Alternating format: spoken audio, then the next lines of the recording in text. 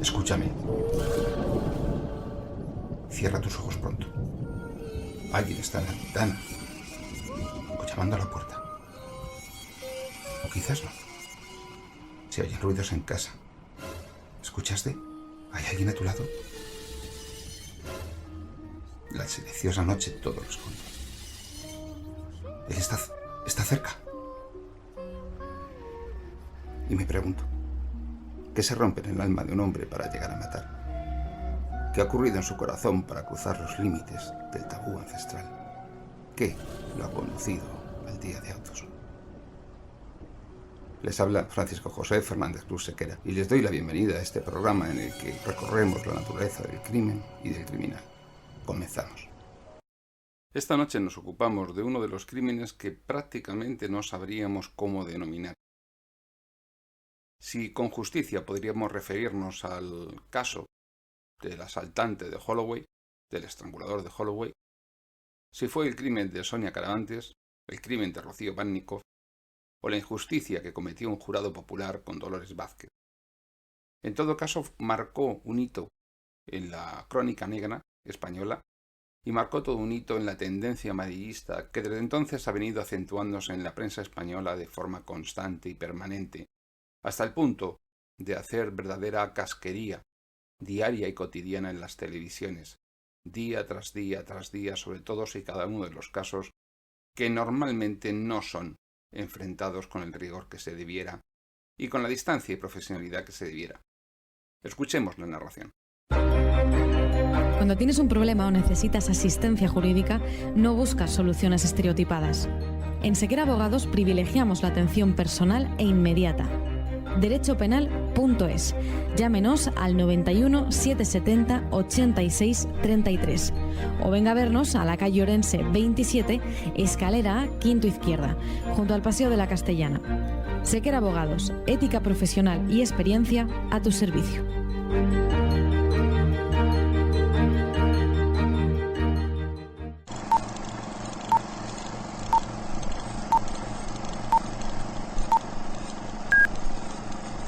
En 1986, Anthony Alexander Bromwich tenía 19 años en el momento de ser detenido. Había asaltado sexualmente, sin llegar a violarlas, a entre 5 y 7 mujeres, a las que estranguló hasta dejarlas inconscientes, sirviéndose para ello de un cable eléctrico. Sus asaltos los llevaba a cabo en el norte de Londres, en el barrio de Holloway, por lo que fue bautizado por los tabloides británicos como el estrangulador de Holloway. Habitualmente atacaba a sus víctimas los lunes o miércoles por la noche, cuando no estaba con la novia del momento. Por aquella sucesión de delitos, había sido condenado a 10 años de prisión. En 1991, obtuvo la libertad condicional, pero volvió a delinquir, y fue condenado esta vez por un robo a mano armada, cumpliendo 3 años y medio más de prisión. En 1995, salió libre de nuevo acogiéndose a un programa de la justicia británica que permite a los criminales cambiar de apellidos y su imagen ha aparecido en la prensa. Un año después de su llegada a España, la Interpol pidió a la policía española que localizara a Tony King para comprobar que se encontraba en este país. Scotland Yard sospechaba que había intentado violar a una estudiante antes de volar a España y advertía de la extrema peligrosidad potencial de este delincuente, pero las fuerzas de seguridad españolas no tuvieron en cuenta las indicaciones británicas sobre el viaje de un depredador sexual como es Tony King y lo dejaron pasar. La tarde del 9 de octubre de 1999, Rocío Bannikov, de 19 años, pasó la tarde en la casa de su novio, Antonio José Jurado, en su domicilio en la Cala de Mijas, y hacia las 21:30 salió sola de casa de Antonio camino de su propio domicilio, situado a unos 500 metros, con intención de ducharse y volver a ver a su novio en la feria de Fuengirola. A la mañana siguiente, Alicia Hornos, madre de Rocío, se extrañó por la ausencia de su hija y envió a su otra hija Rosa a la casa de Antonio José para que preguntara por ella. A su regreso, Rosa le dijo que no se preocupase, ya que, aunque Antonio no había ido a la feria porque se había quedado dormido, le había dicho que la vieron en la feria a Rocío, y era posible que se hubiera quedado a dormir en casa de alguna amiga, pero nadie comprobó si realmente la habían visto sus amigas o si se había quedado a dormir con alguna de ellas. Con el paso de las horas, Alicia Hornos empezó a preocuparse por la ausencia de Rocío, intranquila por falta de noticias de su hija, aunque supuso que había ido a dormir a casa de alguna amiga, y con el fin de despejarse, salió a dar un paseo junto con su compañero sentimental, Juan Cerrillo, al que comentó que le iba a enseñar unas ruinas que existían, adentrándose en un descampado, percatándose ella a escasos metros de la existencia de unas zapatillas de deporte pertenecientes a su hija, de un pañuelo y de manchas de sangre en el suelo. Inmediatamente lo puso en conocimiento de la Guardia Civil, que procedió al acotamiento de la zona y a practicar la inspección ocular del terreno, verificando que las gotas de sangre se iniciaban en la misma calzada a una distancia de 1 metro aproximadamente de la acera, formando un reguero que continuaba hacia el descampado hasta una zona donde existía un gran charco de sangre, confirmando que tanto las zapatillas como los restos de sangre existentes en el suelo y en el pañuelo correspondían a la desaparecida Rocío Bannikov. Además, en dicho lugar había huellas de un vehículo que, por las características de las mismas, podrían corresponder a un modelo pequeño, cuyos neumáticos ya no estaban disponibles en el mercado, estimándose que debían tener una antigüedad de unos 6 años. Se sospechaba que en dicho vehículo fue muy probablemente donde se había trasladado el cuerpo, pues las huellas dejadas estaban superpuestas a los restos de sangre y a las dejadas por el arrastramiento de un cuerpo inerte, probablemente un cadáver, que en un primer momento se realizó para ocultarlo. En ese momento se hizo cargo de la investigación la Unidad Central Operativa de la Policía Judicial de la Guardia Civil, la conocida UCO.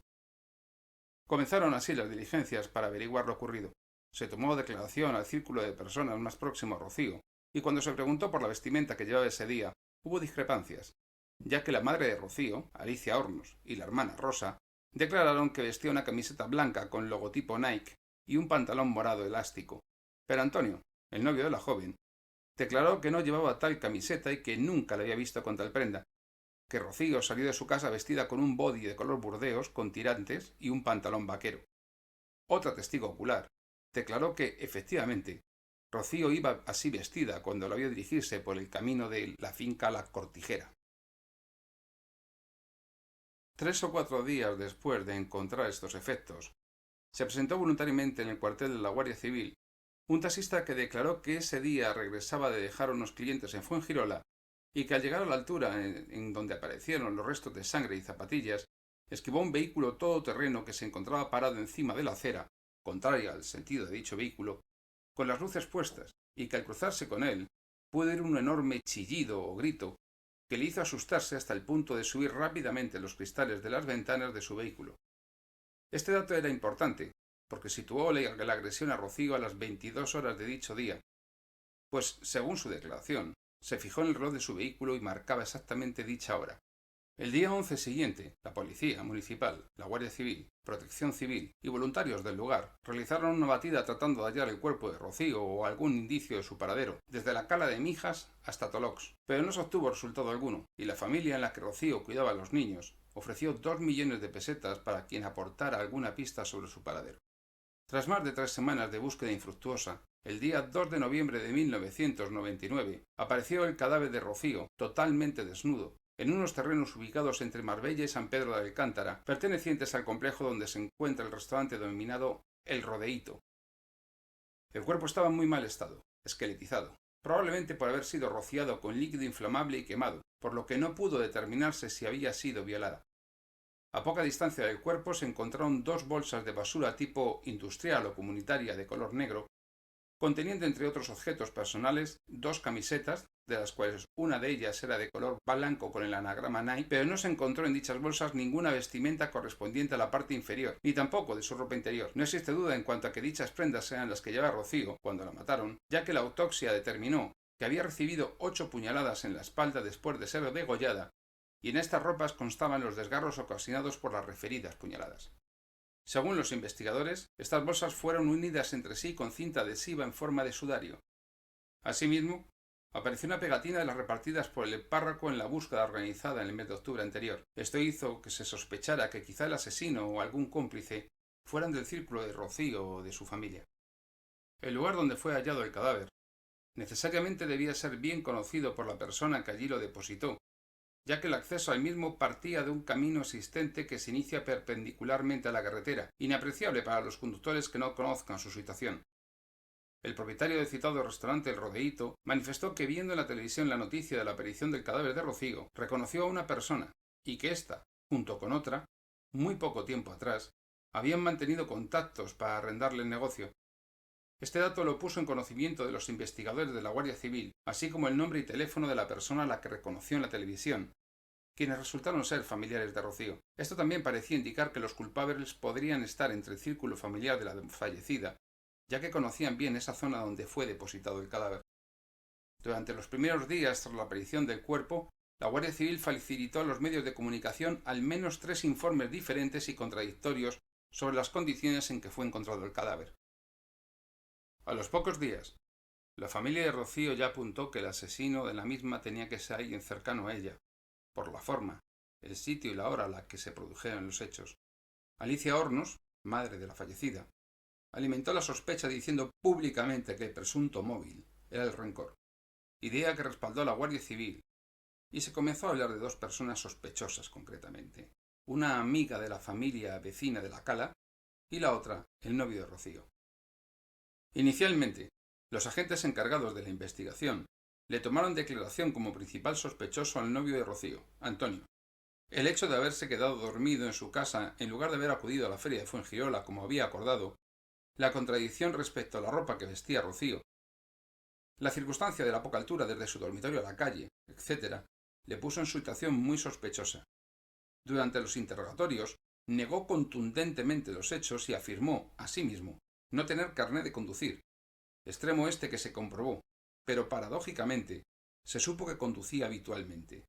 Aun así, fue puesto en libertad sin cargos. La otra persona sospechosa era Dolores Vázquez Mosquera, nacida en Betanzos, La Coruña, profesional de la hostelería, vecina de la Cala de Mijas, que fue pareja sentimental de la madre de Rocío durante 10 años. En ese tiempo, Dolores Vázquez ejerció como un padre para las 2 hijas de su pareja, Rocío y Rosa, aun después de separarse. Para ella eran sus propias hijas, pero según Alicia Hornos, Dolores Vázquez había personalizado en Rocío una venganza al considerarla responsable del distanciamiento que la alejó de la familia. Se convirtió así en una de las principales instigadoras de la acusación contra Dolores Vázquez. La Guardia Civil intervino en su línea telefónica e incluso introdujo en su círculo social una agente femenina, quizás psicólogo, quien posteriormente declararía que Dolores era fría, calculadora y agresiva. Ante la publicidad y alarma social suscitada por el caso, la Guardia Civil aceleraba sus pesquisas y finalmente la detuvo como sospechosa el 7 de septiembre de 2000. Durante varios días se la sometió a largos interrogatorios sin que en ningún momento se derrumbase. Dolores Vázquez negó una y otra vez haber tenido parte en los hechos, declarando que el 9 de octubre de 1999 estaba al cuidado de su madre y de una hija de su sobrina de 2 años y medio. También declaró que esa noche había realizado algunas llamadas telefónicas desde su domicilio que se podían acreditar mediante los correspondientes recibos. Pasó a disposición judicial al día siguiente de su detención y, a pesar de que la justicia no contaba con pruebas incriminatorias, ingresó en la prisión de Alaurín de la Torre y, al salir de los juzgados, los vecinos intentaron agredirla. En una rueda de prensa, el fiscal y la Guardia Civil declararon que 2 fibras correspondientes a la ropa deportiva que Dolores Vázquez vestía habitualmente habían sido cotejadas con fibras encontradas en el cadáver de Rocío y se correspondían casi en su totalidad. La prueba se había realizado con microscopio por el Instituto de Toxicología. A partir de ese momento, la opinión pública, alimentada por la prensa y la televisión sensacionalistas, ya condenaba a Dolores Vázquez como culpable del asesinato. El abogado defensor de la detenida, Pedro Apalategui, solicitó la libertad de la encausada ante la falta de indicios de criminalidad, pero la Fiscalía se opuso a la libertad de la acusada aseverando la certeza de la prueba, y el juez instructor de Fuengirola, don Román Martín, denegó la libertad provisional solicitada.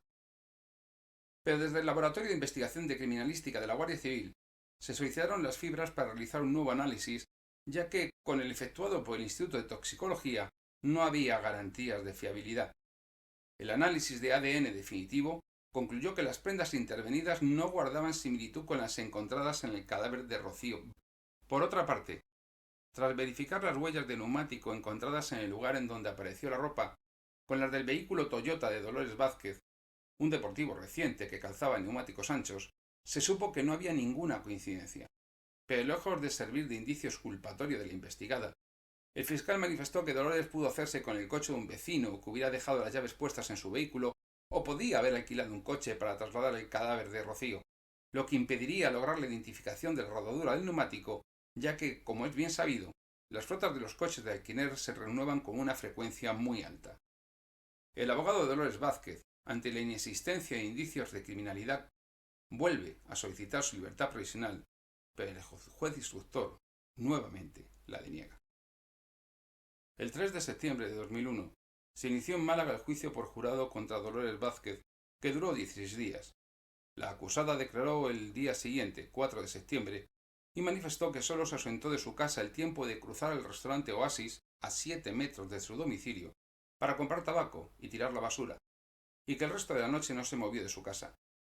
Su declaración fue corroborada con los recibos de Telefónica que demostraban que estuvo hablando por teléfono desde las 10:35 hasta las 11:10, y posteriormente de nuevo desde las 11:15 durante 2 minutos. La acusadora particular, Alicia Hornos, y la hermana de Rocío, Rosa, declararon al día siguiente que a las 5:30 de esa misma tarde, Rocío salió vestida con una camiseta blanca con el logotipo Nike y unos pantalones morados de tipo elástico. Ambas declararon que fue la última vez que la vieron con vida y que no había subido de nuevo a su casa. Sin embargo, madre e hija entraron en contradicción, pues la madre de Rocío dijo que su hija no podía llevar una chaqueta, que había dicho Rosa, ya que se encontraba en su domicilio. El abogado defensor de Dolores Vázquez insistió a Antonio, el novio de Rocío, en la camiseta blanca con el logotipo Nike que se dijo que vestía la fallecida, y éste aseguró que jamás vio a Rocío vestir esa prenda, lo que confirmó la madre de Antonio, que declaró que sobre la camiseta llevaba una Rebeca de color gris marengo con cremallera y que lo recordaba porque ella misma se la subió. Una empleada ucraniana que había trabajado en el domicilio de Dolores Vázquez declaró que ésta destrozó con un cuchillo un cartel de Rocío el mismo día del descubrimiento del cadáver. En su defensa, Dolores argumentó que lo hizo para explicarle a su empleada que no hablaba español que Rocío había muerto apuñalada. Esta imagen, unida a las acusaciones de la familia de Rocío en los medios de comunicación y el amarillismo de estos, inclinó la balanza en contra de Dolores Vázquez. María del Mar Torres, amiga de la sobrina de la acusada, confirmó que el 9 de octubre de 1999 esta fue con su marido a cenar a su casa dejando a su hija a cargo de su tía Dolores Vázquez. Rosa María Díaz, compañera de trabajo de Dolores Vázquez, declaró que ésta le telefoneó para decirle que no podía ir a visitarla con el motivo de estar al cuidado de su madre y sobrina, y describió a la acusada como una persona buenísima, generosa, a la que le encantan los niños y que atiende con dedicación a los mayores, entregándose a las personas que la necesitan, añadiendo que jamás ha presenciado una sola escena de violencia suya, sino un comportamiento exquisito. La sobrina de la acusada, Begoña Martínez, declaró que el 9 de octubre de 1999 se trasladó junto a su marido e hija de 2 años y medio desde su domicilio habitual en Granada hasta la casa de su tía Dolores en Mijas, llegando al lugar sobre el mediodía. Almorzaron y alrededor de las 9 de la noche se trasladaron a Málaga para cenar en casa de unos amigos, dejando a Dolores Vázquez en la vivienda al cuidado de la niña y de su madre. Una vidente, Marisa Sevillano, alias La Bruja, declaró que la acusada había acudido a su consulta de vidente más o menos unas fechas antes y que le había referido planes de venganza contra Rocío.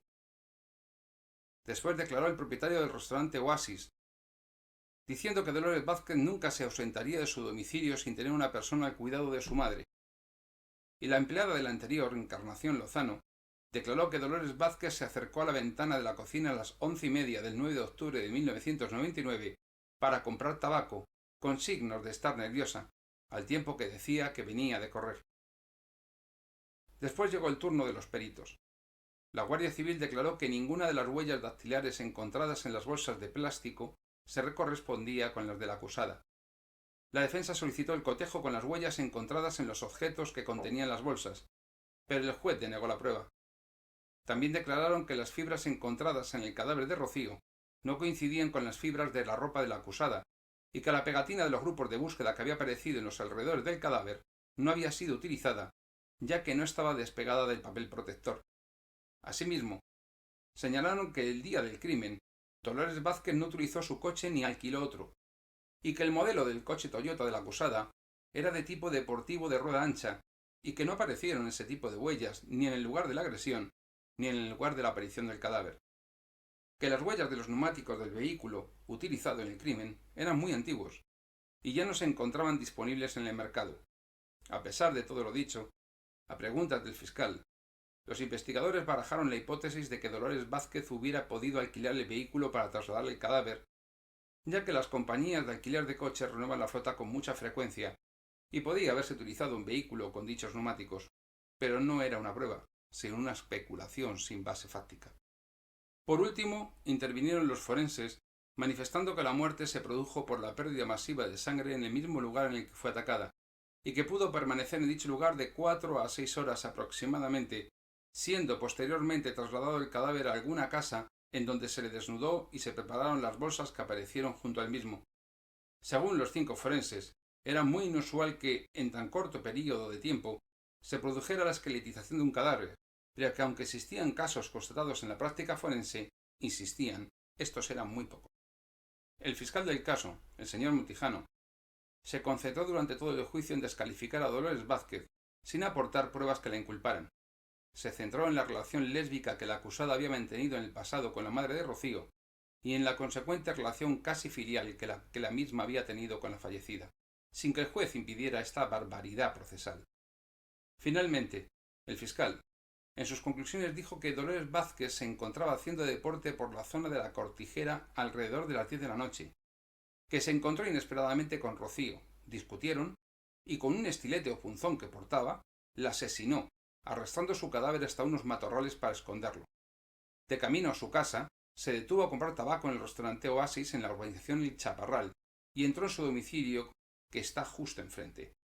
Posteriormente, cogiendo el coche de cualquier extranjero o auxiliada por otras personas involucradas, volvió al lugar de los hechos sobre las 2 de la madrugada para recoger el cadáver, introducirlo en el coche y llevarlo hasta su domicilio, desde donde, tras varios días, realizó el traslado del cuerpo.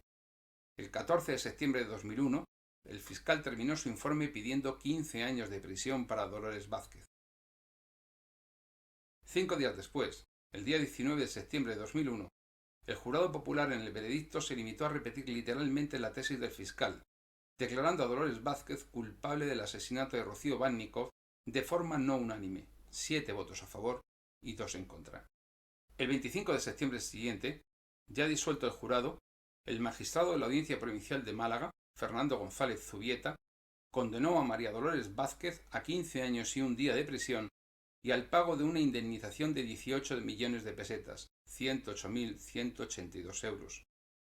4 días después de dictarse la sentencia, el abogado defensor de Dolores Vázquez recurrió en apelación solicitando la nulidad del juicio o subsidiariamente su libre absolución. Y el 1 de febrero de 2002, el Tribunal Superior de Justicia de Andalucía anulaba la sentencia por falta de motivación en el veredicto. Se consideró que la gran repercusión que el crimen había tenido en los medios de comunicación y la marea de opinión pública contra Dolores Vázquez tuvieron quizás más influencia de la debida en un jurado popular formado por ciudadanos legos en derecho, y se ordenaba repetir el juicio. El 8 de febrero de 2002, Dolores Vázquez salía en libertad bajo fianza de 30.000 euros tras 17 meses de prisión provisional. Nunca volvería a la cárcel.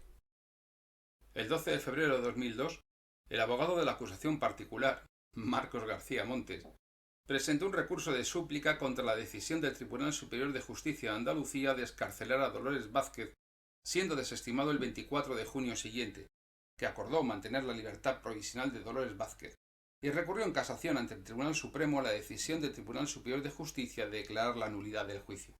El 10 de septiembre de 2002, el abogado de la defensa solicitó la reapertura del caso y el cotejo de las huellas del tío de la fallecida, Serafín Ruiz, con el fragmento de huella hallado en su día en una de las bolsas que envolvían el cadáver. Y finalmente, el 14 de marzo de 2003, el Tribunal Supremo ratificó que tenía que repetirse el juicio, estando así pendientes de la celebración del nuevo juicio contra Dolores Vázquez. El 14 de agosto de 2003 desaparece en Coín, muy cerca de Mijas, Sonia Caravantes, de 17 años. cuando volvía a su casa desde la feria de la localidad, dando lugar inmediatamente a la búsqueda de la joven, cuyo cuerpo apareció el 19 de agosto siguiente, desnudo y con signos de violencia. En la inspección ocular del lugar de autos se encontraron restos de ADN coincidente con el escenario del crimen de Rocío Bannikov. La saliva de un cigarrillo de la marca Royal Crown, encontrado junto al cuerpo de Rocío, coincidía genéticamente con los restos de piel hallados bajo las uñas de Sonia Caravantes. El segundo juicio de Dolores Vázquez había sido señalado para el otoño de 2003, pero a la vista de los nuevos datos fue suspendido.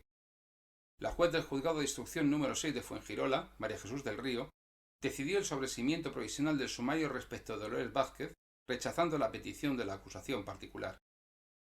Pocos días después de la detección de la coincidencia genética entre los dos escenarios del crimen, Cecilia Pantoja, quien se había separado de Tony King en 1999, llamó a la policía británica para comunicarle sus sospechas sobre su exmarido.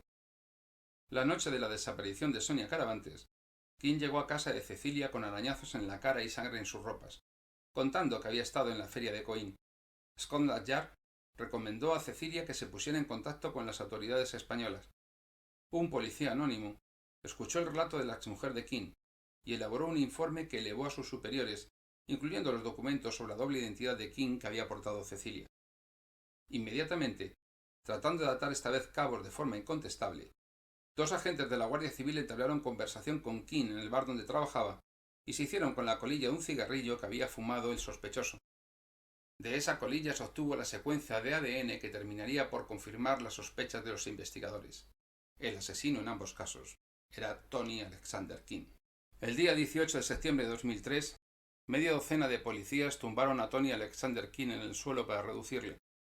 En el registro de los bienes del detenido se comprobó que el trozo de tulipa encontrado en el escenario del crimen de Sonia coincidía, sin lugar a dudas, con el vehículo del sospechoso. Pasó a disposición judicial el 21 de septiembre de 2004, reconociendo ante el juez, además de los crímenes de las jóvenes de Rocío y Sonia, haber cometido al menos 3 agresiones sexuales en Málaga. En su comparecencia ante el juez, dijo que la muerte de Sonia Caravantes se produjo por accidente, ofreciendo detalles concretos sobre el crimen de Rocío Bannikov. Numerosas pruebas implicaban a Tony King en los asesinatos de Rocío y de Sonia. Fumaba Royal Crown en la época del asesinato de Rocío, aunque posteriormente cambió de marca de cigarrillos, y su coche, un Mazda, encajaba con el trozo de tulipa manchado de sangre que se encontró junto al cadáver de Sonia. Acto seguido, ingresó en la cárcel malagueña de Laurín de la Torre, y posteriores investigaciones policiales descubrieron su historial delictivo en el Reino Unido. Al día siguiente al de la detención de Tony King, Dolores Vázquez convocó una rueda de prensa en la que comparecía con la convicción de quien ha estado defendiendo su inocencia durante 4 años y ha sido injustamente condenada. No le conozco de nada, repetía una y otra vez, refiriéndose al detenido. Al mes siguiente, el juzgado de instrucción número 6 de Fuengirola levantó todas las medidas cautelares sobre Dolores Vázquez y ordenó la devolución de su fianza. El 23 de septiembre de 2003, un amigo del asesino, Robert Graham, fue acusado de encubridor. La Guardia Civil lo localizó en Egipto, aunque la causa se terminaría archivando respecto de él por el asesinato de Rocío. El 14 de octubre, el juzgado de instrucción número 2 de Torremolinos llamaba a declarar a Tony Alexander King por 2 delitos de agresión sexual con lesiones. Casi un año después, el 17 de octubre de 2005, dio comienzo el juicio contra Tony Alexander King por el asesinato de Sonia Caravantes.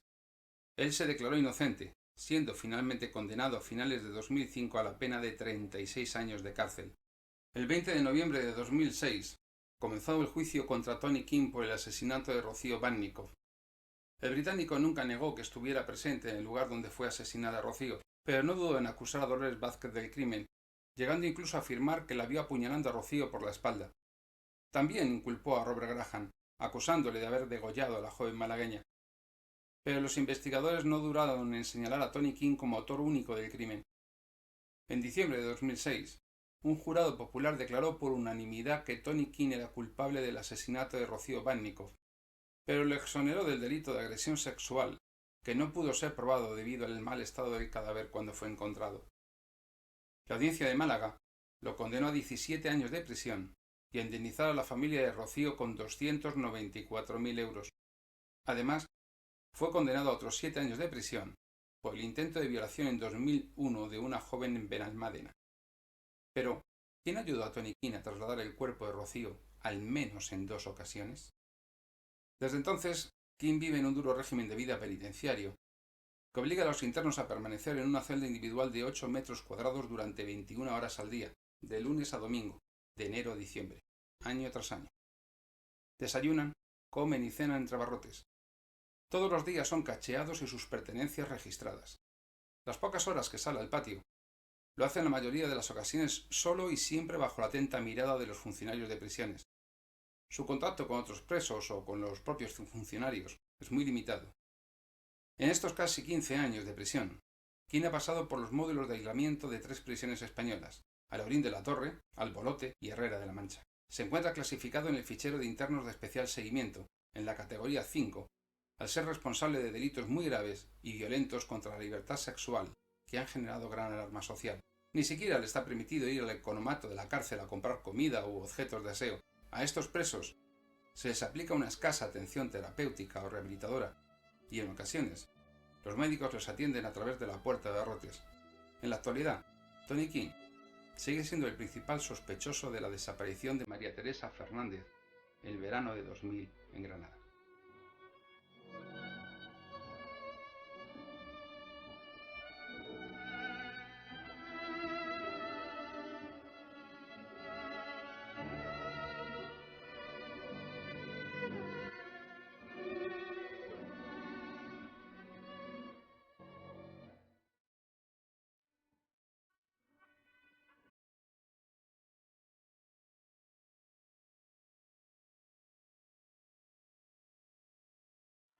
Contar con la mejor asistencia jurídica es una garantía para tener una vida más tranquila y segura. Si su pareja se rompe, necesita velar por sus derechos y su patrimonio y el de sus seres queridos. Desde Sequera Abogados ponemos a su disposición un despacho jurídico con verdaderos especialistas en el derecho de familia.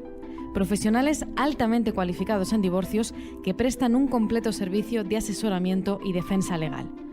Sequera Abogados, llámenos al 91 770 86 33 o venga a vernos a la calle Orense 27, escalera A, quinto izquierda.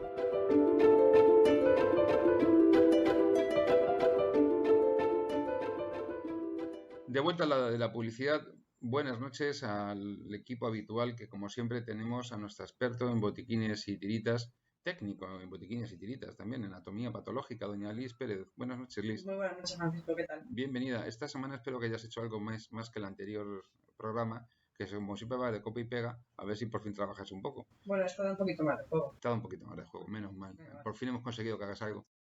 También tenemos a doña Aída Navas Jiménez, no me he equivocado, lo he dicho bien, porque a raíz de tener página en Facebook de psicólogo Aída Navas Jiménez, me lo he aprendido súper bien. ¿Qué tal? ¿Cómo estás? Muy bien, Francis. Muy bien. Un día más. Un día más, te agradezco mucho que hayas venido. Jorge García Vergara, abogado de cabecera de este programa, que nos ilustrará con su conocimiento y sabiduría jurídica siempre que sea posible. Porque mis conocimientos son siempre humildes. ¿Verdad? Conocimientos humildes. Y también tenemos, como no, a don Marcos López Herrador, novelista, poeta y persona de letras, que nos ayuda a entender el contexto en el que se produjeron los crímenes, la sociedad de su tiempo, el impacto que tuvieron y, como no, si hubo o no hubo una película, un libro o algo que realmente desde el punto de vista de la cultura sea relevante. Buenas noches, Marcos. Saludos, querido amigo. Muchas gracias por venir. Empezamos contigo, Liz. ¿Qué nos cuentas de cómo falleció Rocío Bannikov? ¿Qué ocurrió con ella? ¿Qué datos nos podemos extraer de la autopsia? Pues mira, se produjo una puñalada en el pecho primero y después ella intentó huir y las siguientes puñaladas fueron por la espalda. El cadáver se encontró 3 semanas después de su desaparición y se piensa que fue rociada con algún tipo de combustible y quemada. Con lo cual, si esto fue así, la autopsia sería bastante complicada, aparte de las 3 semanas desaparecida, aunque fue entre octubre y noviembre, pero fue en una zona que no hacía mucho calor. Y después de las quemaduras es bastante difícil hacer una autopsia y limitar las heridas y las contusiones y todos los hallazgos patológicos. Bueno, en principio la primera puñalada en el pecho, a la altura del corazón-pulmón, afectaría directamente a las cavidades del corazón y al pericardio, con lo cual se produciría una pérdida de sangre al retirar el arma, y a la altura de los pulmones se puede producir un colapso pulmonar a causa de un hemotórax o un neumotórax, que, como hemos explicado alguna otra vez, el neumotórax es entrada de aire en la cavidad pleural, con lo que se produce el colapso pulmonar y con ello la mala oxigenación, y el neumotórax es la entrada de sangre en la cavidad pleural. La profundidad de las heridas, en este caso, serían de mayor longitud que el ancho, y depende también del número de aristas que tenga el arma, con lo cual nos veríamos en un borde de la herida puede que tenga ángulo agudo y en el otro ángulo romo, depende del tipo de filo que tenga. Estas heridas son con bordes limpios y va a depender de la fuerza de la penetración y la forma de sacar el arma también. Estas heridas tienen dos características clásicas, que es la hemorragia con infiltración de los tejidos subyacentes, es decir, alrededor de la herida habría infiltración de la sangre, y la sangre que sale de la herida en vida coagula, y estos coágulos son adherentes. La primera puñalada, que fue en el pecho. Las heridas que se producen en la espalda, según el ángulo de incisión del arma, es factible que afecte a los vasos principales del tórax, que sería la aorta torácica. Y con el tema de la genética, porque los rastros genéticos que se encontraron en las colillas del lugar del crimen de Sonia Caravantes coincidieron con perfiles genéticos que también se encontraron en el lugar del crimen de Rocío Bannikov. En las colillas se puede extraer con facilidad el ADN de una persona, el perfil genético de una persona. Claro, las colillas recogen saliva. De este tema se encarga la policía judicial, pero sí, en el caso de las colillas se recogen, se toman muestras con una torunda, se llevan a analizar, y en el caso de que el sospechoso o los datos de ADN recogidos estén registrados, se puede comparar con las colillas que se encontraron en otro caso perfectamente.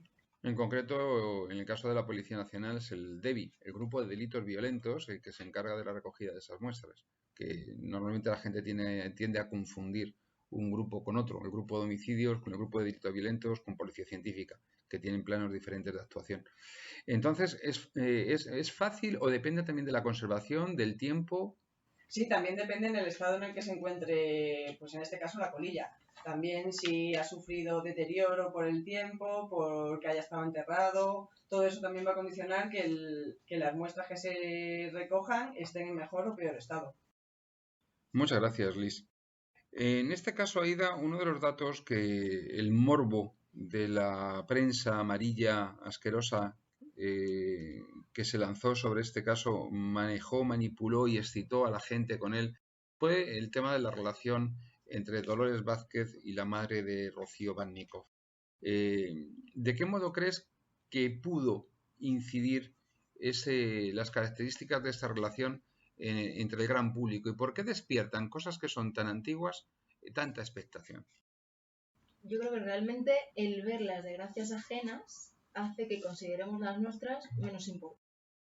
Pero yo en este caso, más que centrarme en la relación que mantuvieron, en el asesinato en sí, me gustaría centrar la atención en el dolor que supone perder a una hija. ¿Y cómo podríamos pensar el sentimiento de pérdida que produce la pérdida de un hijo? ¿Cómo nos puedes explicar? Porque claro, es algo que normalmente lo natural es que los padres preceden en la muerte a los hijos y se entiende como un hecho natural, pero cuando es a la inversa y además es como consecuencia de un hecho súbito criminal que no permite la adaptación ni hacerse una idea, tiene que ser terriblemente traumático. Voy a hacer referencia a Duval, que fue un autor, un sociólogo que estableció que hay una serie de crisis por las que atravesamos.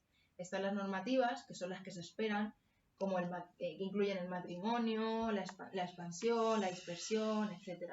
Y luego están las no normativas o paranormativas, que son aquellas que son impredecibles y son adversas para nosotros. Dentro de este grupo, el hecho de perder a un ser querido es una de las peores, las que más prejuicio nos causa. Porque como bien has dicho, perder a un hijo va contra natura. Nosotros en nuestros hijos vemos seres vulnerables en los cuales proyectamos expectativas, vemos el futuro. Un autor dijo, un autor anónimo por cierto, que cuando se muere un padre perdemos nuestro pasado, pero cuando se muere un hijo perdemos el futuro. Y realmente es así, porque es una pérdida que nos acompaña siempre. Siempre van a notar la ausencia de ese hijo. Es un dolor que siempre les va a acompañar. Incluso el 20% de los padres que pierden a sus hijos no consiguen superarlo nunca. Son auténticos supervivientes porque cuando tú pierdes a tu padre es algo que forma parte de la vida. Tú estás, ¿cómo diríamos? Estás preparado mentalmente, aunque nos cause mucha ansiedad y mucho miedo. Es algo que sabemos que va a suceder tarde o temprano, pero perder un hijo no. Bueno, yo como abogado te puedo decir que en muchas testamentarias que hemos visto no tenían ningún duelo. O sea, es que lo que les faltaba era terminar de violar al abuelo para cobrar la herencia, ¿eh? O sea que, vamos, es una cosa exagerada. Sorprende ver cómo a un padre o una madre que supuestamente se les quiere, sorprende ver cómo cuando se excita la codicia, ese duelo no existe.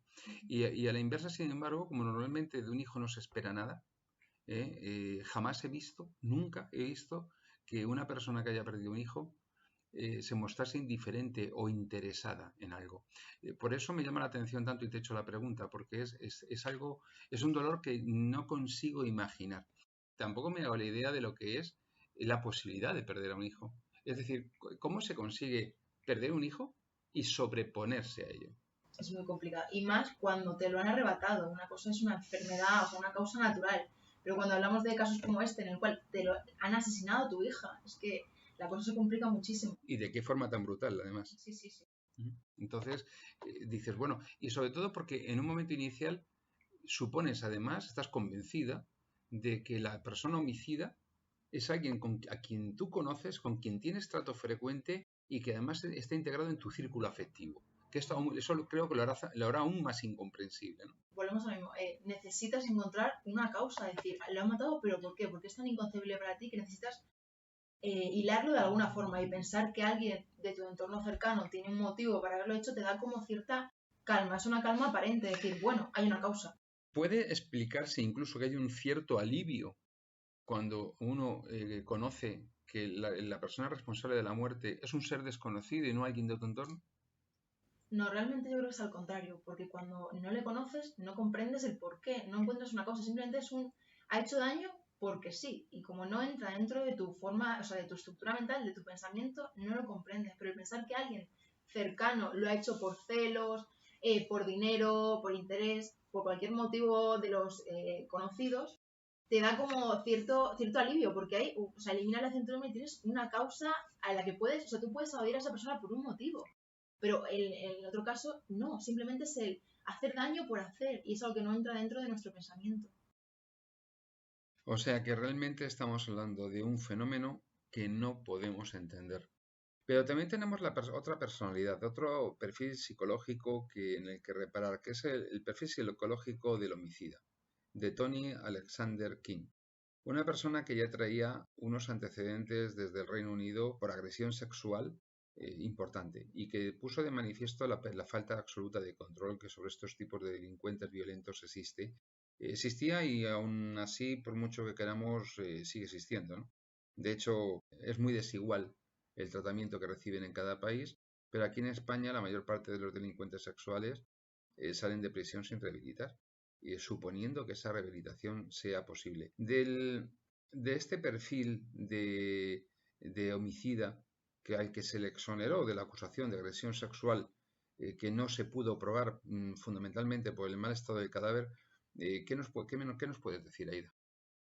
Yo creo que en este caso nos encontraríamos otra vez ante un patrón de personalidad antisocial o psicópata. No lo sé, hay que tener en cuenta que falta información. Perdón, trastorno antisocial de la personalidad, que es como ahora los modernos llamáis al psicópata de toda la vida, para que no suene tan mal, ¿no? Porque como los legos asociamos psicópata a criminal, y la estadística dice que más o menos 1 de cada 8 varones tiene rasgos psicopáticos, pues para que no andemos mucho, pues decimos eso más fino de que tiene un trastorno antisocial de la personalidad.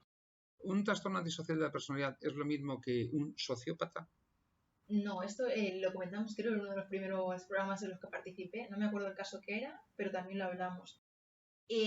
Vuelvo a repetir que tienen rasgos similares, normalmente la gente cuando habla de ellos los explica de forma similar, pero difieren ya no tanto en el número de asesinatos, que es lo que se suele pensar, sino en en la conducta en sí. Normalmente se asocia el psicópata a un comportamiento más frío, más calculado, mientras que el sociópata es algo más impulsivo, que no tiene por qué ser la regla ni tiene por qué darse en todos los casos, pero para intentar tener como una guía se intenta establecer como esa diferencia, pero realmente la base es muy similar. Lo que pasa es que es verdad que hay algunos sociópatas que han matado a un mayor número de gente en determinados momentos, eso ha tenido como más alcance y la gente lo relaciona con el número de víctimas, pero no tiene nada que ver. No tiene nada que ver el número de muertos que se apuntan, los triunfos, si es un psicópata o un sociópata. Hay una pregunta que te quería hacer, Liz, porque lo hemos tratado varias veces aquí en el programa, pero nunca te he preguntado la diferencia y creo que es interesante. ¿Cuál es la diferencia entre una autopsia y una necropsia? En principio es lo mismo. Lo que pasa es que la necropsia se usa a nivel de animales y la autopsia para personas. Eso es lo que yo quería que dijeras, porque Sí. es un tema que nos lo han preguntado en la página de Facebook del programa y que prometí que lo trataríamos aquí pues para que les quedase claro. Pero sencillamente es proceder al mismo análisis sobre lo que fue un ser vivo de distinta naturaleza, un ser humano en el caso de la autopsia y un animal en el caso de la necropsia. Claro. Con lo cual, digamos que las personas que habitualmente practican las necropsias son los veterinarios. Sí. Lógicamente. Eso. Es decir, ¿y tú te apañas con las dos cosas o no? De animales he hecho una, nada más. Una. Y me resultó, esto sé que va a sonar fatal y me van a tachar, pero me resultó mucho más desagradable hacerle un animal que a una persona. Ahora ya sé por qué tus perros te respetan. Sabes hacerle la necropsia a un perro y esconder el cadáver, ¿no? Sí. Bueno, pues algo es algo. Jorge, ¿qué nos vas a contar sobre este caso? Porque este caso, por un lado, tenemos abogados de esos que dicen de campanillas, de los que salen en la tele con ropajes extraordinarios y exóticos y con ínfulas de que tienen la Administración de Justicia a su servicio, no al contrario. Entonces, ¿qué nos puedes contar de esto? Porque hubo comportamientos extraordinarios, irregularidades y situaciones fuera de lo común en el procedimiento judicial. Bueno, como diríamos nosotros como artículo de previo y especial pronunciamiento, diré que para mí esto no ha sido nunca el caso Baninkoff. Para mí esto ha sido un quíntuple caso. El caso Baninkoff, lógicamente, la persona fallecida, en primer lugar, salvajemente asesinada. Pero tenemos también el caso Dolores Vázquez, que es la persona salvajemente vilipendiada, que entró condenada a juicio. Linchada totalmente. Yo todavía recuerdo la expresión de abatimiento desde la primera hasta la última sesión del juicio por parte de Dolores Vázquez. Me recuerda a esos juicios que se celebran en China, en los cuales pues tienen que entrar los acusados con la cabeza agacha. Así entró esta mujer y así terminó ese juicio. Pero luego también es el caso Alicia Hornos, que no deja de ser el caso de una madre a la que han desgarrado totalmente por la pérdida de su hija y que en todo momento ha creído que la culpable era Dolores Vázquez. Yo a ella no le culpo por ello, porque no deja de ser una madre a la cual, pues eso, han desgarrado a su hija, han desgarrado de su hija. Y luego, la carambola, el caso carambola. Es decir, no se hubiera resuelto este caso de no ser a costa de otra muerte. El caso Sonia Caravantes. Si no muere Sonia Caravantes, si no es salvajemente asesinada por el quinto protagonista de este caso, que es el caso Tony Alexander King, no se hubiera sabido nada. Se hubiera quedado esto probablemente en un limbo jurídico, porque sí hemos de decir que el jurado popular que condenó a Dolores Vázquez cometió una serie de errores, bien llevado por la defensa de Dolores Vázquez, con la cual yo creo que tenemos una deuda de gratitud por un buen trabajo realizado. No diría yo lo mismo respecto de Fue Pedro Apalategui el abogado. Sí, y este consiguió dar la vuelta a algo que era prácticamente imposible. Francisco, esta mujer entró condenada y esta mujer resultó condenada por un jurado que no quiso saber nada más que decir que los hechos estaban probados, que estaban probados porque estaba esta prueba, y sin motivación alguna, ni del jurado ni del magistrado presidente, quedó esta mujer condenada por un asesinato. Luego llegó el Tribunal Superior de Justicia de Andalucía, gracias al recurso de apelación interpuesto por nuestro compañero, y efectivamente anuló esa sentencia y ordenó que el juicio se volviera a repetir. Lo demás ya son, pues eso, la carambola, el caso Sonia Caravantes y el caso Tony Alexander King. Ya, pero es que aquí nos encontramos con situaciones delirantes como que es la asistenta ucraniana que tuvo Dolores Vázquez, que declara que el mismo día del fallecimiento había cogido un cuchillo desgarrando un cartel de la fallecida y demás, que dices, bueno, vamos a ver, realmente que, en primer lugar, ¿cuál ha sido la relación que ha tenido la asistenta con la antigua jefa? ¿Acabaron bien? ¿Acabaron mal? Segundo, ¿qué prueba que desgarres un cartel? ¿Que te descarga una persona? Bueno, es mucho suponer, ¿no? Es mucho deducir, pero es que el procedimiento completo es un procedimiento trufado de situaciones completamente irregulares. Mira, es un procedimiento que no tendría, que tal vez tendría parangón en los procedimientos judiciales de la Inglaterra victoriana, que incluso de antes. Es tan anticuada la forma de llevar la acusación en este procedimiento, tan absolutamente desierta de verdadero contenido probatorio, tan absolutamente llena de, yo no diría indicios siquiera, sino de insidias, que... Sí, ahí hubo un abogado que se cubrió de gloria, y no vamos a decirlo. Pero ahí hubo uno que se cubrió de gloria. Todavía recuerdo cuando decía que es que iba a recurrir el auto de sobreseimiento de la responsabilidad penal de Dolores Vázquez en el segundo juicio. Sí. Nunca lo recurrió. No, nunca lo recurrió. Nunca lo recurrió. Que hizo bien en no se quedó en mera declaración televisiva tan de su gusto. Se habría quedado en el más absoluto de los ridículos, sobre todo porque Tony Alexander King confesó los hechos, y aunque luego en la sentencia que condenó, en el veredicto del jurado que condenó a Tony Alexander King por asesinato, dice que muy probablemente lo hizo en compañía de otras personas, pero nunca, no es que no se pudiera demostrar, nunca dijeron ni por asomo que Dolores Vázquez estuviera implicada en ello. El segundo jurado, lógicamente. Marcos, y si algo no es discutible fue el impacto, la gran repercusión que tuvo en los medios de comunicación este caso y la opinión pública brutal lanzada, azuzada por los medios de comunicación contra Dolores Vázquez, porque sí, sin un motivo racional. No es que tuviera repercusión en los medios sociales. Lo que identifica realmente este caso no es su repercusión, sino el hecho de ser en sí mismo un caso mediático. Y lo que sorprende es hasta qué punto ese ser caso mediático pudo influir de tal manera a todos los que intervinieron para conseguir que no solo hubiera las víctimas propias del acto criminal, sino que hubiera una víctima más, como ha dicho antes. ¿Tú cuál crees que es el efecto que tiene entre la población, en la sociedad, esa intensísima cobertura mediática que tiene cuando tienes 2 programas por la mañana cubriendo todos los crímenes, 2 por la noche, las radios, los fines de semana? ¿Realmente tú crees que una persona que es seleccionada para formar parte de un tribunal del jurado puede llegar a ese tribunal del jurado sin tener formado una opinión?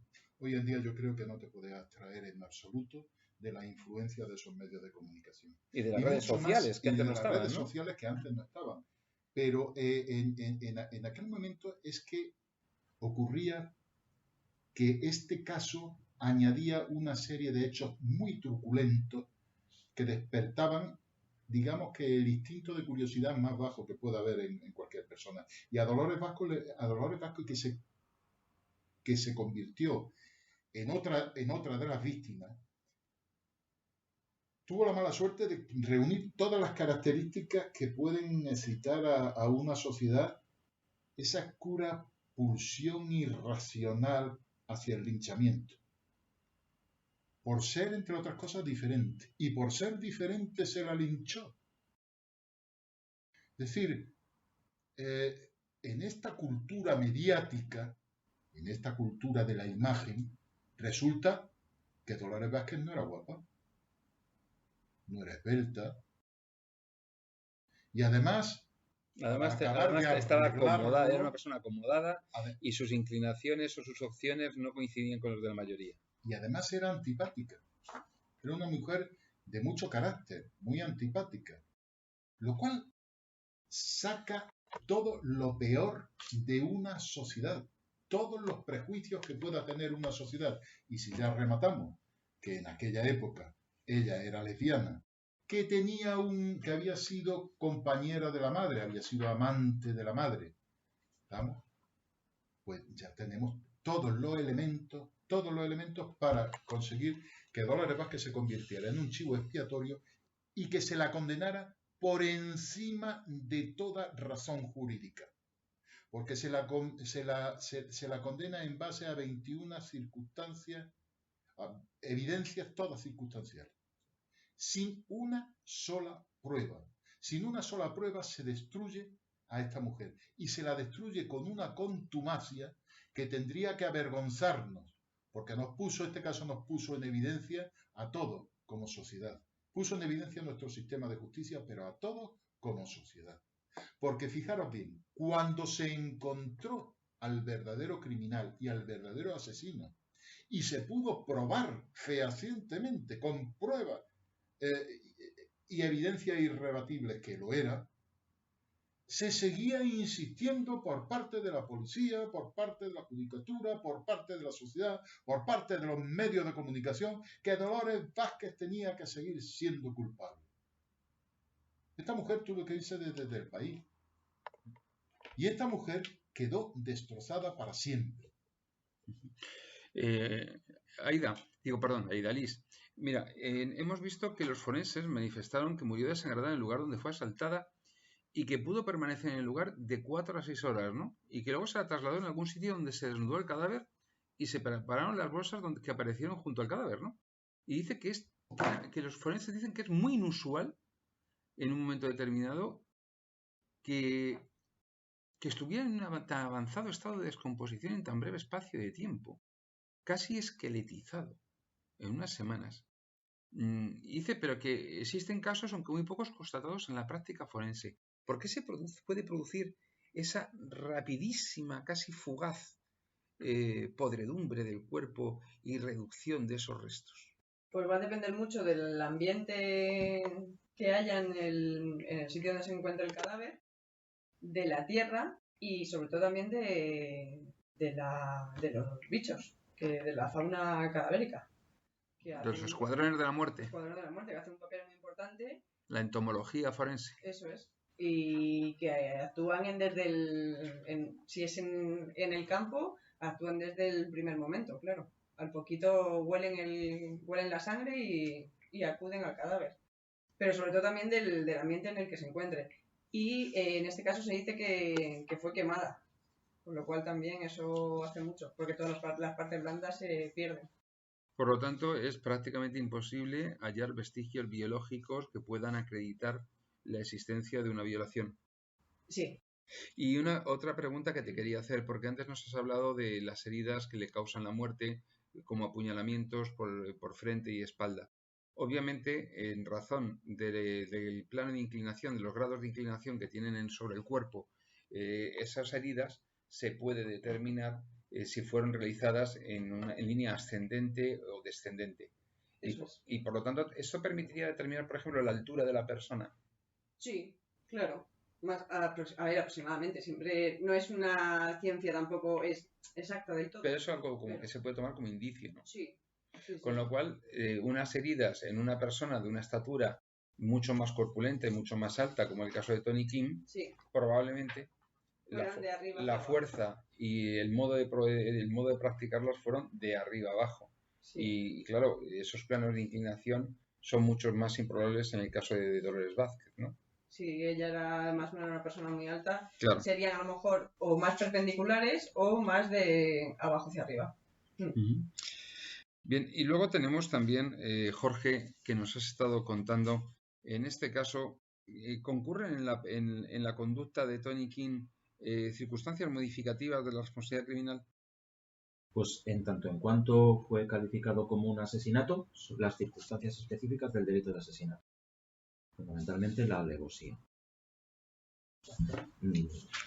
No hace falta hablar mucho más de lo que fue condenado, porque no pudo ser condenado por un delito de agresión sexual, ya que, como habéis indicado anteriormente, no se pudo demostrar que en el cuerpo de Rocío pues existieran indicios o vestigios de una agresión sexual previa o simultánea al dato de la muerte. En concreto, este sujeto, Tony Kim, que en 2003 asesinó a Sonia Caravantes y que fue condenado a 36 años de cárcel por la muerte de esta joven, y otros 7 por un intento de violación en Benalmádena en 2001, hay que sumarle los 19 años de prisión que le impusieron por el asesinato, la muerte de Rocío Bannico.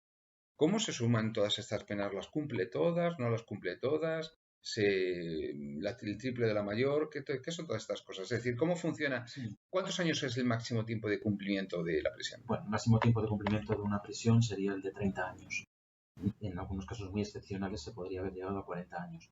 En la actualidad se le hubiera impuesto muy probablemente la pena de prisión permanente revisable, es decir, se hubiera comido una buena parte de su vida metido entre rejas, ¿no? Bueno, está por ver. Ya.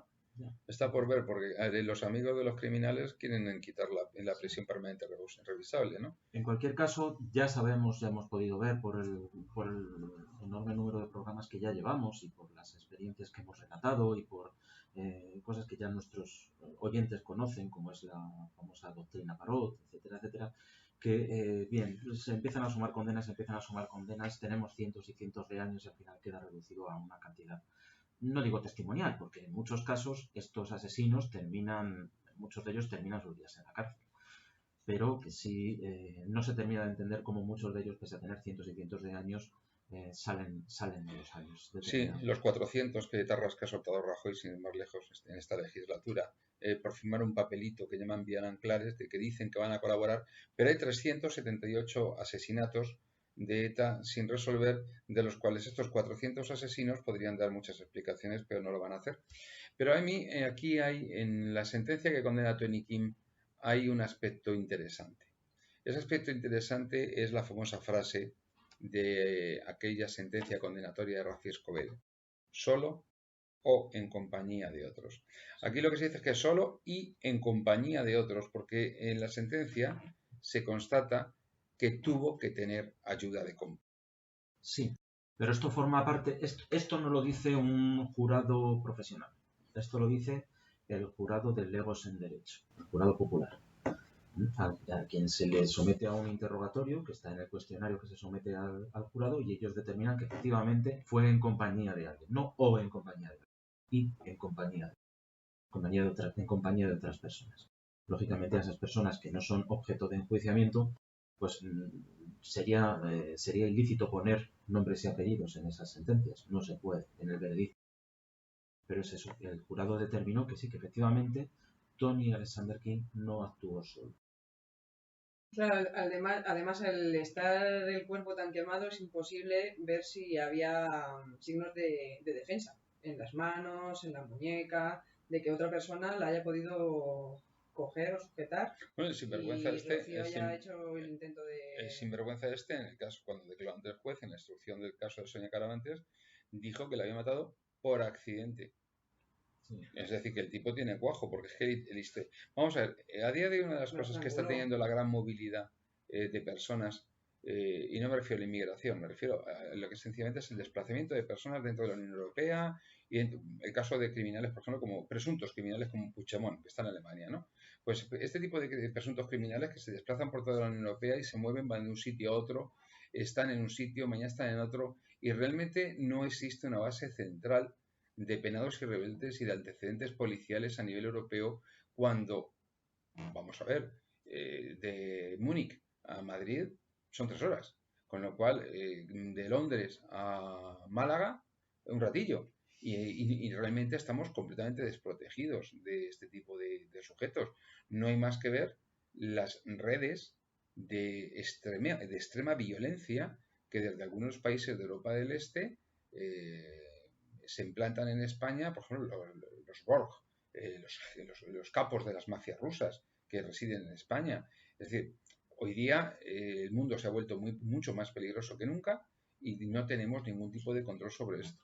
Entonces, gente como este sujeto que tiene antecedentes por haber cometido al menos 3 agresiones sexuales en Málaga, que se dice pronto, que ya con 19 años fue condenado a 10 años de cárcel por una serie de agresiones sexuales, llega aquí, se afinca en Mijas y no se entera ni el potito de que está aquí. Claro, a mí me hace gracia porque cuando se supone que te fichan, no sé si me podrás decir tú algo, Jorge, no sale una alerta de que en otro país, lo que comentas tú, Francisco, no sale una alerta de que en otro país estás condenado o estás buscado por Porque cuando te cambias de país para estudiar, para convalidar, Tú realmente, te salta, pero tú estás hablando de tú país. tienes que convalidar un montón de cosas y para esto no. Tú estás hablando de país. Te lo voy a poner más fácil. Pero somos Comunidad ¿Tú Europea. de verdad te crees que existe una base común compartida entre los Mossos de Escuadra y la Guardia Civil? Por tu cara, creo que no. Vale, por mi cara, ¿verdad? Es decir, ¿tú de verdad te crees, tú te ves a los Mossos de Escuadra compartiendo algo con la Guardia Civil a nivel policial, una base de datos común, algo así? Vamos a ver. Que teóricamente haya comunicación, no te lo discuto. Que haya una base de datos, y es más, tú piénsalo, cuando vemos Estados Unidos y el sistema policial norteamericano, en el que existen policías locales, estatales, federales, agencias, dices, bueno, es que aquello es un guirigay, con tantos policías con placa y pistola. Pero claro, tú piensas que es un país que España es algo así como la quinta parte de Texas. Pero claro, aquí en España, que es algo así como la quinta parte de Texas, la troceas, te montas 4 o 5 policías distintas, todas ellas muy ufanas, algunas en mostrarse en embriones de ejércitos al servicio de políticos y alejadas de lo que es el puro y duro servicio ciudadano, y ya sabes cuál es el resultado. El resultado es una pérdida de control brutal. Un ejemplo, además de cómo, de la mala gestión que se está haciendo, es que la misma semana en que el Ministerio del Interior retira la alerta por crimen organizado en Marbella, pues les sale a la cara el crimen organizado en Marbella. O sea, dice, bueno, pues vamos bien, ¿eh? Otro ejemplo es esa pequeña Colombia en la que se está convirtiendo la línea de la Concepción en Cádiz, que ya, bueno, las agresiones a la Guardia Civil, vamos a ver, los miembros del Grupo Antiterrorista Rural, ahora Grupo de Acción Rápida en el que yo estuve, en este momento han sido asediados por más de 40 narcotraficantes en la línea a salir de un restaurante y han tenido que abrirse paso pegando tiros al aire. Es decir, esto se nos está yendo de las manos porque como aquí lo único que importa es la estadística y la estadística dice al policía de la inspección de guardia cómo tiene que calificar las cosas para que encaje en la estadística, pues lo cierto y verdad es que cada vez tenemos un país más seguro en la estadística, un país más tranquilo en la estadística y que cuando sales a la calle como te descuides te comen. Entonces, la realidad es que en la calle las cosas no son tan tranquilas como en la estadística.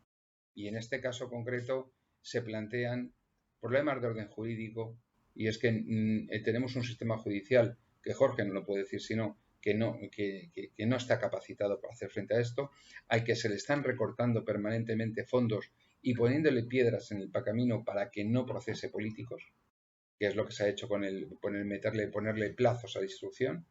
Tenemos jueces, por ejemplo, como es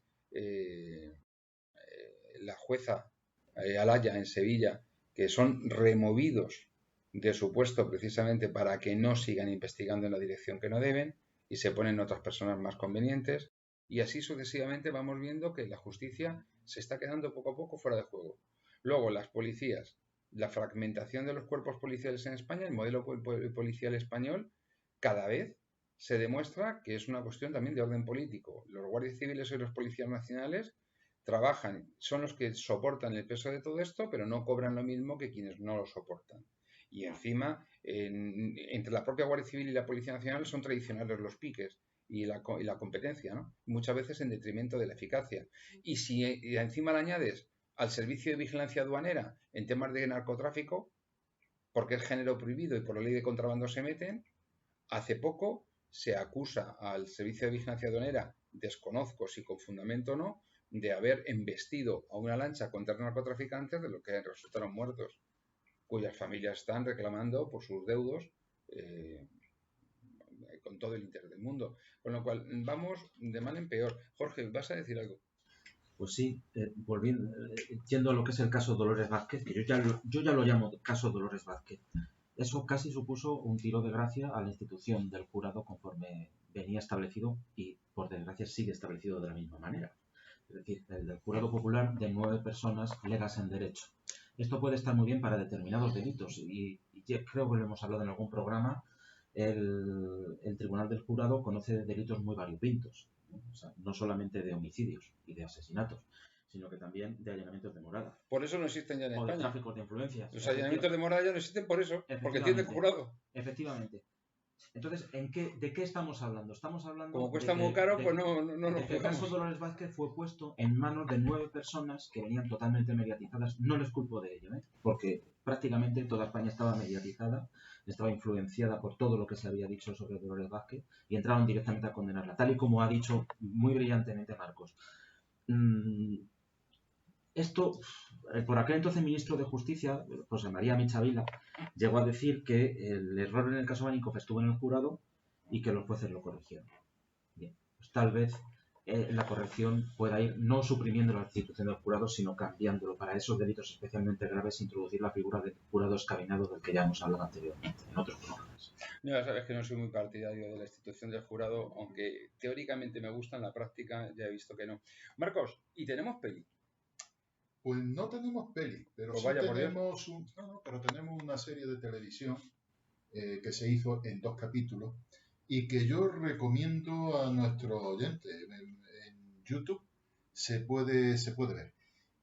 Y es una serie, esos 2 capítulos son una magnífica puesta en escena de todo el caso. Está dirigida por Pedro Costa, que lo conocemos muy bien por La huella del crimen. Del gran Pedro Costa. El gran Pedro Y el Costa. caso Almería y tantos otros, ¿no? Y tantos otros, sí, el caso del cine Oriente, en fin, una serie de películas importantísimas y un hombre capaz de analizar el alma humana y nuestra forma de ser a través de estas siniestras situaciones. Bueno, pues esta serie de televisión está interpretada por Luisa Martín en los papeles principales. Luisa Martín es una eficacísima actriz, muy veterana en series de televisión. La asistenta de médico de familia. Es la Juani.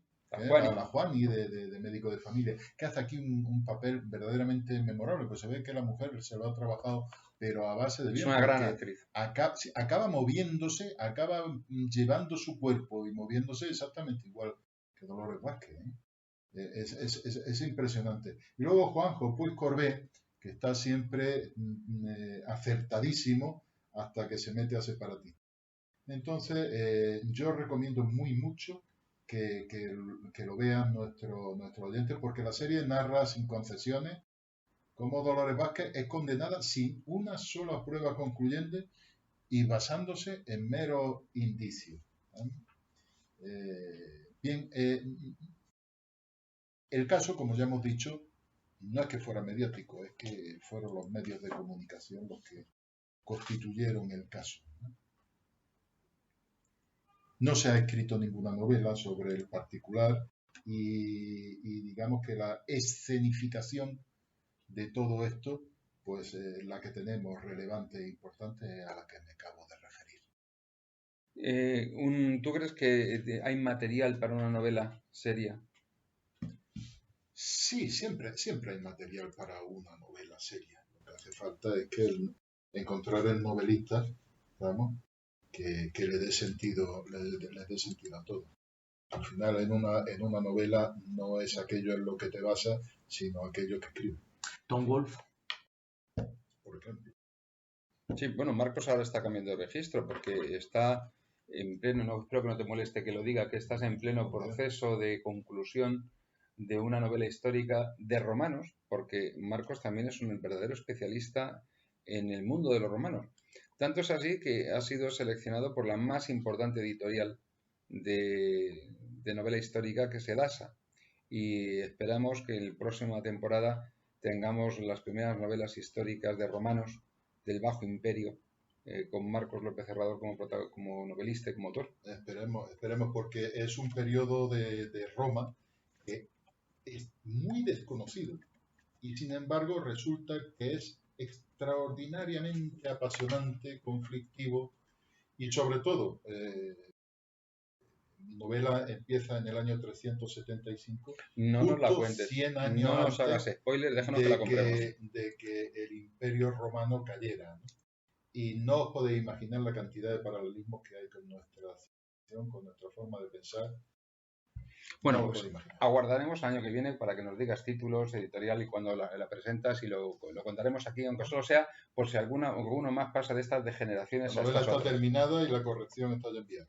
Bueno, pues yo creo que no nos queda nada más por decir a ninguno. Aida, ¿te queda algo por decir? No, tú con tu página de psicóloga Aida Navas Jiménez has terminado. Jorge. Este caso pasará a la historia judicial española de la infamia y de la ignominia. Pues anda que lo estás dejando bien. Pues nada, ¿qué te iba a decir? Pues siendo así, pues con eso cerramos el programa de hoy y estoy convencido de que los oyentes tendrán interés en visitar YouTube y en ver la serie que nos ha apuntado Marcos, porque de verdad que merece la pena. Te terminas indignando. Liz Pérez, especialista en botiquines y tiritas, capaz de despiazar ahí a los pobres animalitos y pues por eso ya sé por qué los 3 perros te tienen mucho respeto. Te miran de rojo, ya lo decía, te digo, te tienen cierto susto, sospechan, no te ven y hueles a cadáver. Muchas gracias por venir y ya nos vamos acercando al final de la temporada, que en julio cerraremos el chiringuito, con lo cual ya no quedan tantos programas, creo que si no calculo mal deben quedar unos 3 o por ahí, con lo cual ya no queda tanto. Doña Aida Navas Jiménez, psicóloga Aida Navas Jiménez en Facebook para los efectos, muchas gracias por venir. Chao. Jorge, abogado de cabecera, que seas bueno y que Dios te bendiga. Un saludo a todos, buenas noches y a nuestro especialista en botiquines y tiritos. Y tiritos, ¿no? Jope, cómo estamos. En fin, terminará la familia de Liz diciéndonos algo y tendrás razón además. Don Marcos López Herrador, novelista, con su novela Meribel, la niña asesina, que se puede comprar en Editorial Secotia, Criteria, Club de Lectores, Amazon, El Corte Inglés y Espasa Calpe. Te agradecemos tu asistencia. Y su librería. Sí, yo lo decía yo que se me ha olvidado algo. Pues muchas gracias por venir, Marcos. Y a ustedes, pues ya saben, les digo lo de siempre. No dejen de escuchar El Día de Autos, que lo tienen en su canal de iVoox y también en el canal de YouTube, si les interesan los vídeos. Y compren, lean y sigan nuestros casos criminales en La Noche de Autos. Cabe en lo posible que en el futuro hagamos algún otro libro, pero de momento La Noche de Autos son 24 casos criminales en los que se recogen crímenes muy interesantes, como fue el asesinato de Helen John o el caso de Macastre y tantos otros, como el crimen de la Tinaja o el crimen de la calle de Hermosilla, que seguro que les distraerán, les interesarán y les recuperarán la memoria de cómo mata y cómo vive una sociedad y también de cómo muere. Nada más, les agradezco que hayan estado con nosotros, muy buenas noches y les habló su amigo Francisco José Fernández Cruz Sequera. Hasta el próximo programa.